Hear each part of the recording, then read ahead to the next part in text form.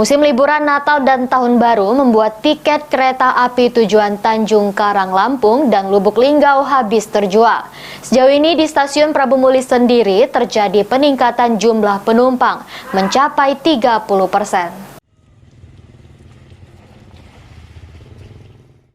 Akhir tahun ini sejumlah penumpang kereta api khususnya di kota Prabu Muli mulai mengalami peningkatan. Melonjaknya sejumlah penumpang sendiri karena banyak warga memanfaatkan momen liburan Natal dan Tahun Baru 2023 untuk berlibur. Setidaknya menurut Kepala Stasiun Kereta Api Prabu Muli Yudi Setiawan, terjadi peningkatan jumlah penumpang sebesar 30%. Jika di hari normal dalam sehari sejumlah penumpang kereta api Raja Basa hanya 60 orang, namun saat momen Nataru jumlahnya bertambah jadi 100 orang lebih. Untuk melayani lonjakan penumpang, PT KAI mulai mengoperasikan kereta api Sindang Marga tujuan Lubuk Linggau setiap hari, mulai 22 Desember.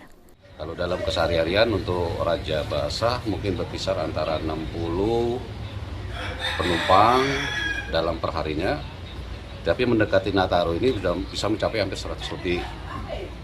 Serilu juga untuk jurusan Lubuk Linggau juga sama, terjadi juga peningkatan.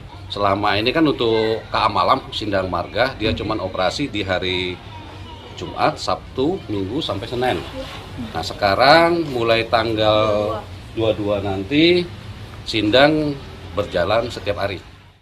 Sementara itu terkait syarat naik kereta api antar kota berdasarkan surat edaran Kemenhub nomor 48 tahun 2022, anak usia kurang dari 6 tahun tidak diwajibkan screening, namun wajib didampingi penumpang yang telah memenuhi syarat perjalanan yaitu vaksin lengkap.